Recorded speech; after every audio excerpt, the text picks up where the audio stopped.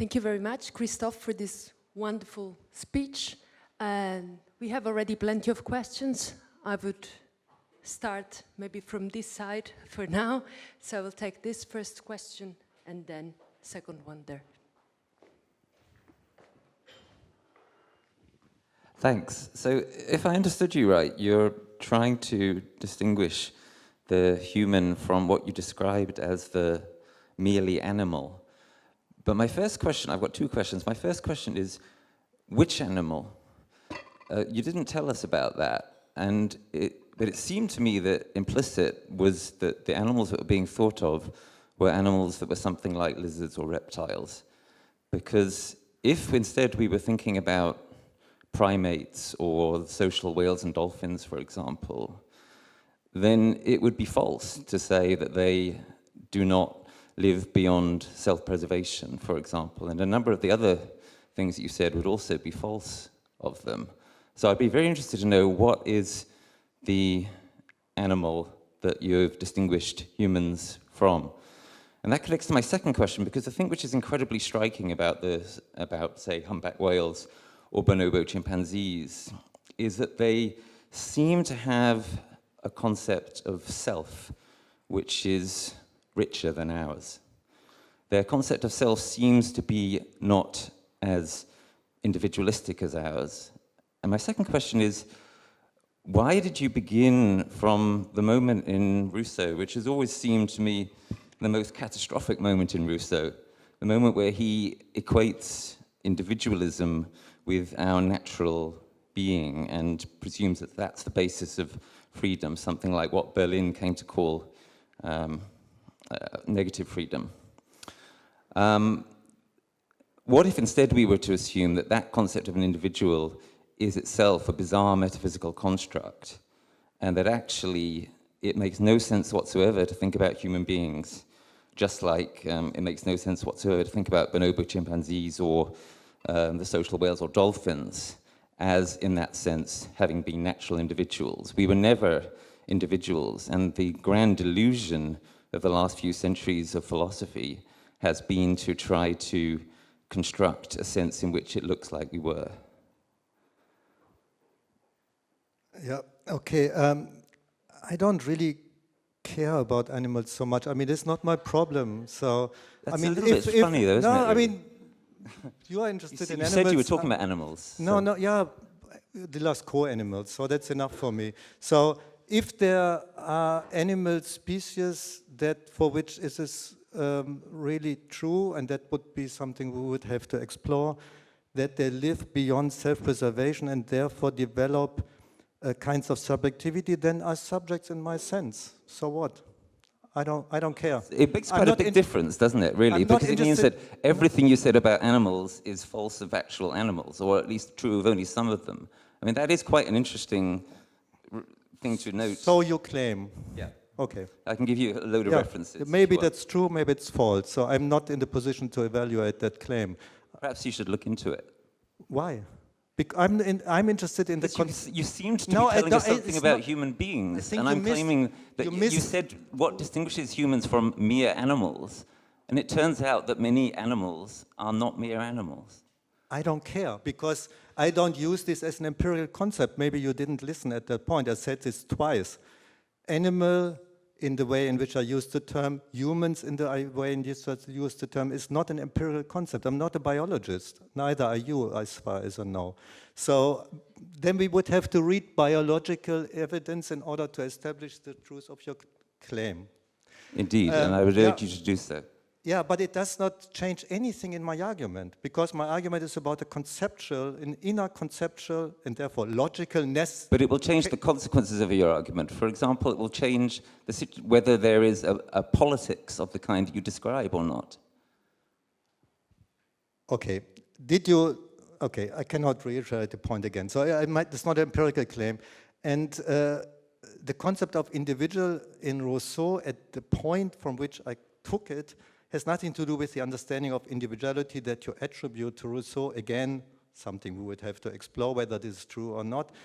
The distinction between the individual and the subject as being part of a symbolical order is the distinction which is constitutive for the distinction between a natural condition and a social condition. That is the only sense in which I use the term individual here. Yeah? So an individual can be understood by the logic of its self-preservation. That is the point here. A subject can never be understood by itself. It can only be understood by the symbolical order of which it is a part. Yeah? You precisely as a subject are not an individual. You have lost that privilege. Yeah? We as subject are not individualized, but we are rather socialized. Yeah? So that is the distinction. And I think this has nothing to do with all the other stuff Rousseau might think about individuality in other contexts. I just took that distinction, but you can drop the term Rousseau here. Thank you. May I ask for another question this side?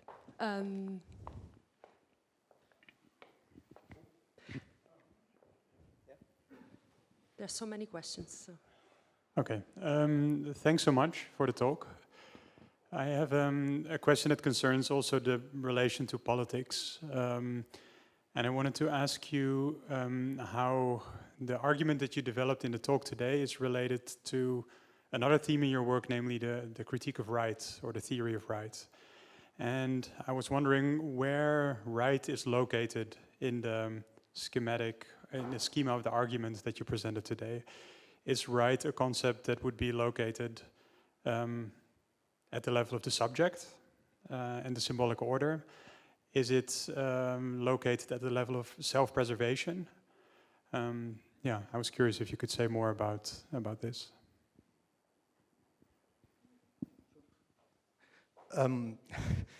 That's a large question.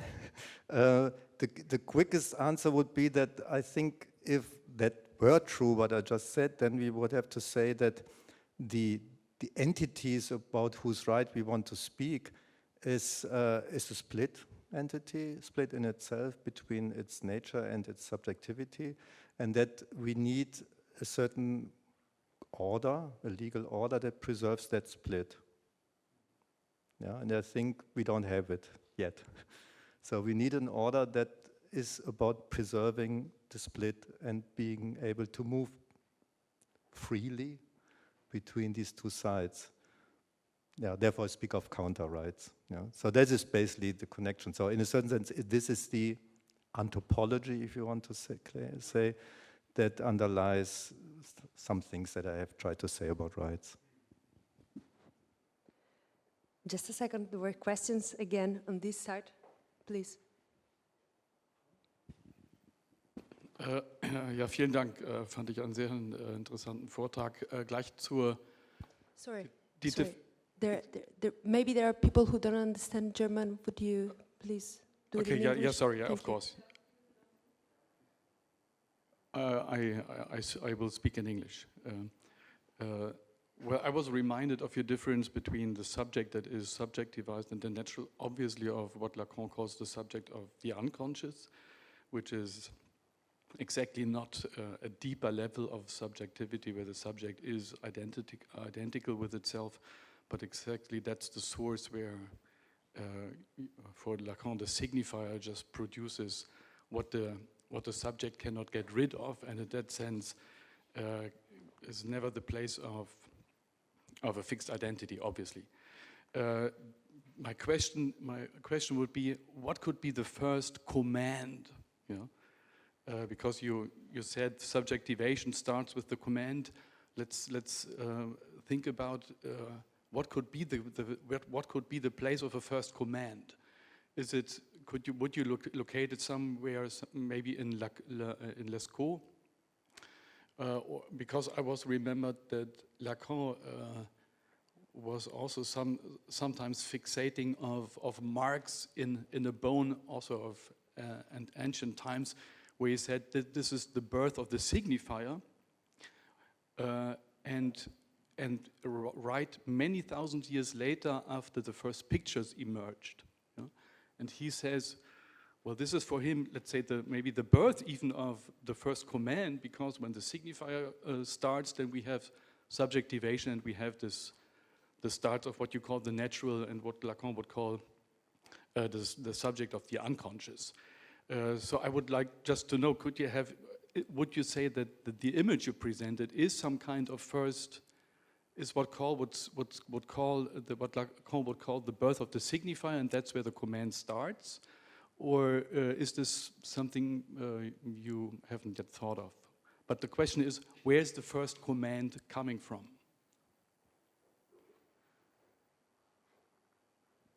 I don't know. I mean, I was at that point. I was pretty much following Bataille's thought, and I understand Bataille's fascination with Lascaux in the following way. I mean, that is in the sense that he reads this scenery as the moment of awakening of the human to the awareness that it already has become a subject, and starting to think about how that was possible. Yeah, so for Bataille, this is a late event. Yeah? So they already started to do some work, they started to form the nature around them, they started to hunt, yeah? They started to build tents and so on. So primitive form of industry, primitive forms of knowledge, but still knowledge. Yeah? So, and we are much farther, but still we do the same thing. Yeah? So we have developed this further. And then at some point, and that is the point when, for him, humanization in an emphatic sense begins, when they started to become aware of that difference that they have erarbeitet, yeah, so produced by work from the animal, and start to understand how that was possible. And then, yeah, that is the moment. Therefore, they said it's a transcendental scene. It's a scene in which the question is asked, what is the condition of possibility of having come there? Yeah? And that means to explore that dialectical opposition and unity with the animal. Yeah? So this is a moment of reflexivity. Yeah? But I think what is missing, and I didn't think about that before, from that kind of reflexivity is precisely an answer to that question. Yeah? So that is, I think, is not part of that kind of reflection. I think, and I don't have to tell you, that is maybe a question that only on a much later level of self-reflection only was posed that we call monotheism. Yeah, because here the first command is, as you know, I mean, to be addressed with your name. Yeah, Moses, Moses. Yeah, that is the first command, and that means listen. Yeah, and I think this articulation of the condition of possibility of subjectivation is a decisive further step, but is a step, if we follow Bataille's reading, that radicalizes what has begun here in Lascaux. You see the direction? There was another question here, and then Thomas. Thank you so much. That was wonderful. I had a question. So you started with Lascaux, and you said that we become human by representing the animal.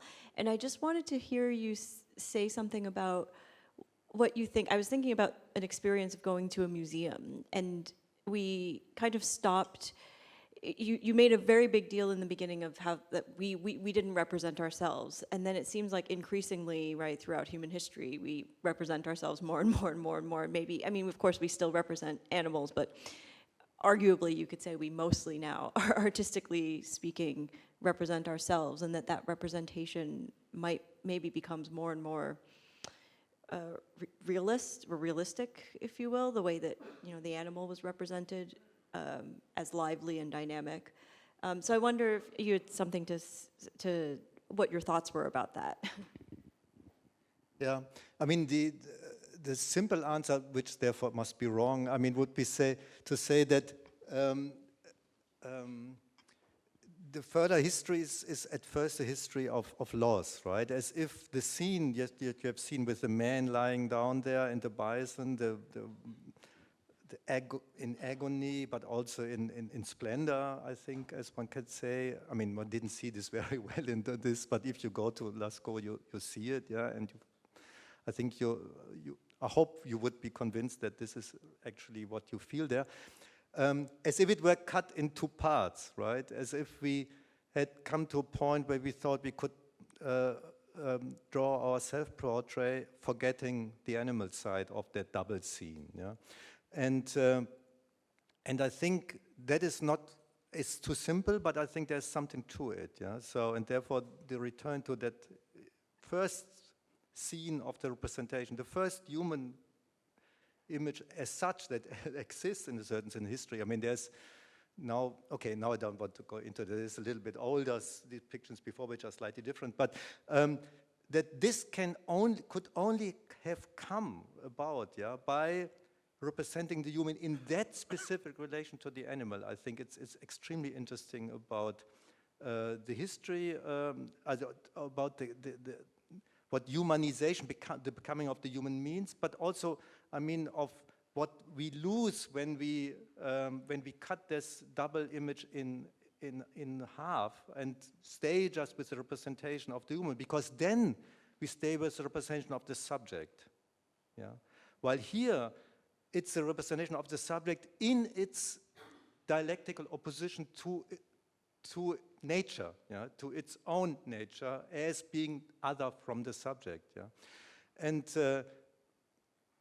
And then one would have to think about how later, I mean, in the history of where, in a certain sense, the subject tries to find, like in a mirror stadium, in a mirror image, its own subjectivity confirmed in painting, how there is then much more indirectly a counter movement taking place. A counter movement that here at the beginning is still entirely visible. Yeah?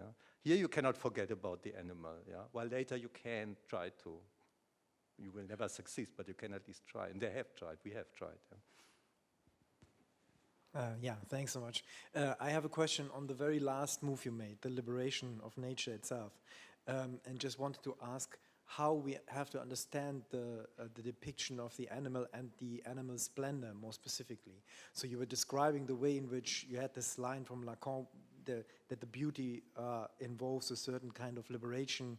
Nature liberates itself of its own laws, in a certain sense. Now, and it makes sense to think of these animals as being splendid and beautiful in a certain sense. And now, just what I want to get at is the question, how to understand this kind of liberation that you were describing as one that entails the liberation of nature. One way to do it would be to say, well, in the animal, in a certain sense, this gap is open for us. So in a sense, in the animal, we are already anticipated. So the beauty of the animal is there because it's already potentially a human in a certain sense. So that's already there. That would be one way to go, but then it would mean that it only comes to realization in us, in a certain sense. Maybe in a certain sense we can even say, yeah, we fully resolve or absorb what is there in the animal. But the fascination that the animal has and the splendor that it has must involve, it seems to me, and also if we want to talk about the liberation of nature, it must involve a certain sense in which this kind of dynamism that is there could go an entirely different way. It remains opposed to us, right? And so, it cannot be that nature is just within its laws there. That it has to be another way of. So there's a way in which we overcome natural laws by means of a normative order that we build. But there's an animal way of overcoming its own laws that is not resolved by that. That is not, so if there's a liberation of, I'm just thinking, if there's another way to understand it, such that the animal is not just our anticipation, and we kind of redeem the animal by becoming human, but there's something else in play, and something we realize by depicting it. So doing this painting has a major task in doing that work that you're describing, liberating nature. It's not by just becoming human that we liberate nature. It's by revisiting that scene and getting clear about that scene and seeing something in it that is not resolved in our becoming human. Yeah, that's very interesting. I wonder whether these are the two perspectives you opened up. I mean, whether they're the flip side of each other, right? So, I mean, in one sense, I think that is right. I think we have to.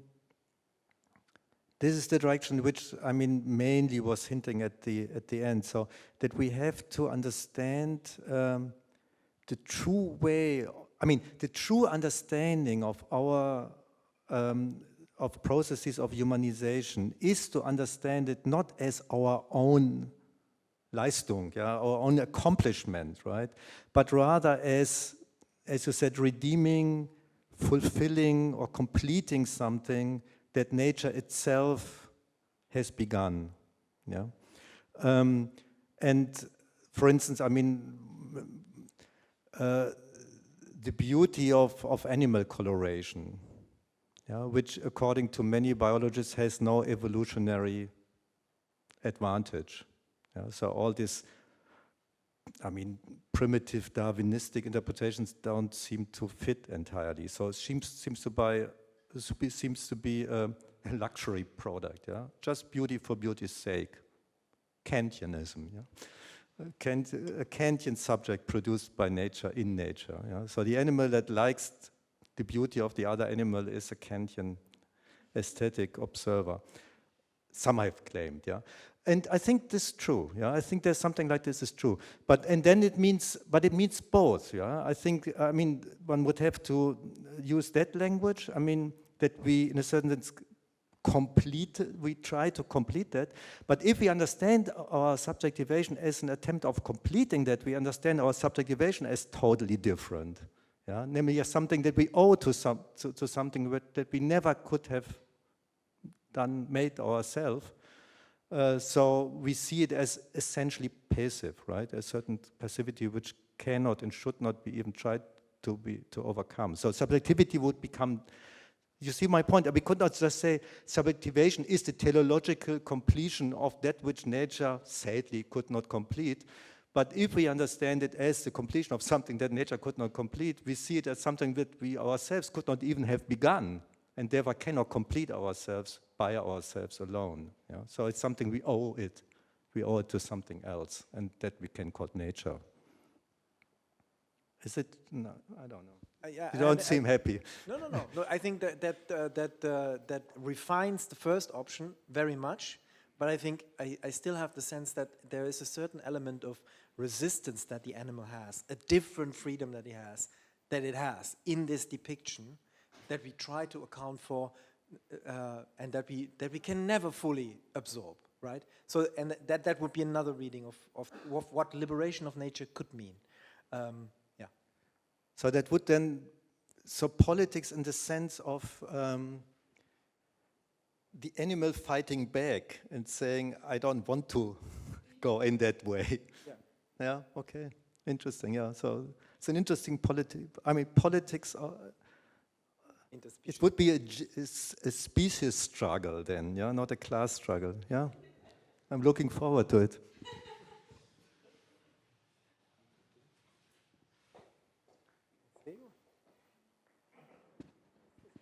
Yeah, thank you. My question concerns the relation between negativity by nature and receptivity, because I had the impression that they are both located in the human individual as precondition for subjectivation, and one could think of negativity as pure activity, but that seems to be wrong in your reading. And also, if I understood you correctly, receptivity is not supposed to mean a potentiality of spirit in a naive sense.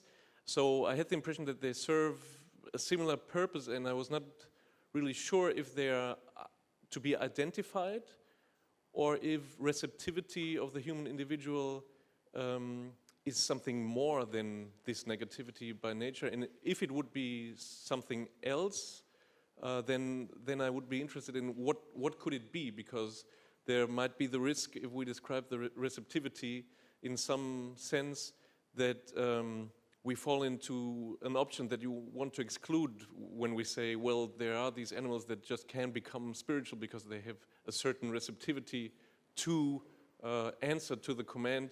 So I was just interested in the relation between negativity and receptivity.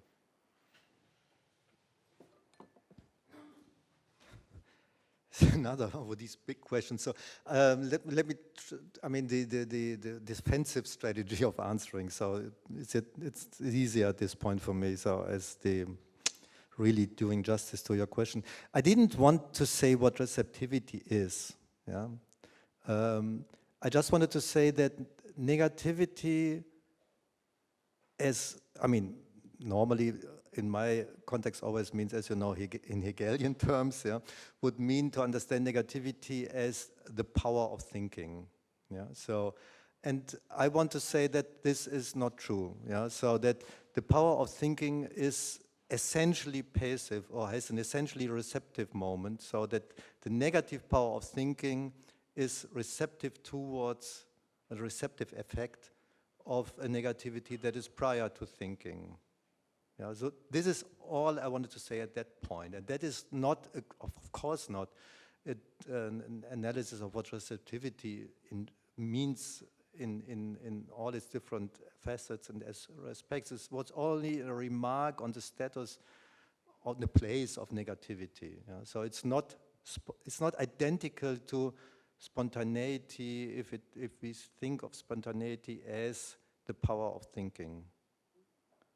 Because that power is something that is given to us, is a gift, yeah, of nature.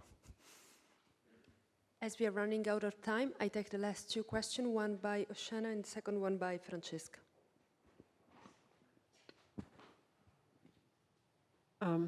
Thank you for the talk. I very much agree with your final conclusion that there is a liberation in nature and that nature itself produces the gap, the gap for the animal to negate itself. And I must say that it goes very much in line with my own arguments, which I develop in the book, in my book, The History of Animals, based mostly on Bataille's conception and Bataille's also studies of Lascaux's painting. But my question would be the following. What about plants? So Michael Marder, whom I mentioned earlier, he's a famous philosopher of the non-human and plants. He argues that such a concept can be still wrong and way too metaphysical because at the very beginning there is a zoocentrism in our, let's say, your and mine understanding of life. Like when the soul, when it is based on the Aristotelian conception of animalum, so the animal. So what is alive is the animal, whereas plant, which is also alive, is kind of disregarded. You mean I should be fast? We need okay. a question. We need to make it a bit quicker. Yeah. So what about plants? And yet one more short comment. I was thinking about the three caves. So one is Bataille's cave, which is a museum where we see the depictions of animals. Then there is Plato's cave, which is a cinema where we see the shadows of the moving animals that move, whereas the true animals are out there. And also like things like our Facebook walls, social networks, where we see the series of the cat pictures or other animals which we cannot help but posting because they are just beautiful. It's a comment. Yeah, thank you. I mean, I can only say the same as to the first one. I have no idea about plants, so I don't know. Maybe plants, yeah, why not?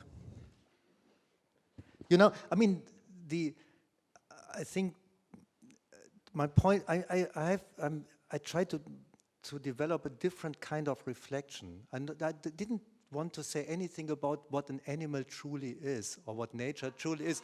Yeah, but I just want to explain why I didn't want to sound dismissive when I just said I don't know about plants, because from that perspective in which I tried to think here now, yeah, in this talk, not in general, right? I mean, that is a different perspective. That is the question. I mean, how do I have, as a subject that I am, I can speak, I can think and so on. How do I have to memorize, in a certain sense, to remember myself as natural being? Yeah. So I think that we have,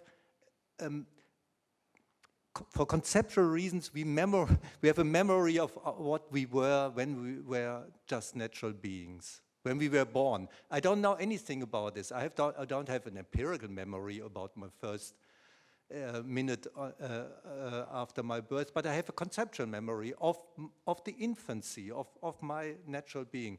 And that is the perspective in which I was talking here. I understand. This is precisely the thesis that I developed in my book, and I actually thought that you are familiar with that.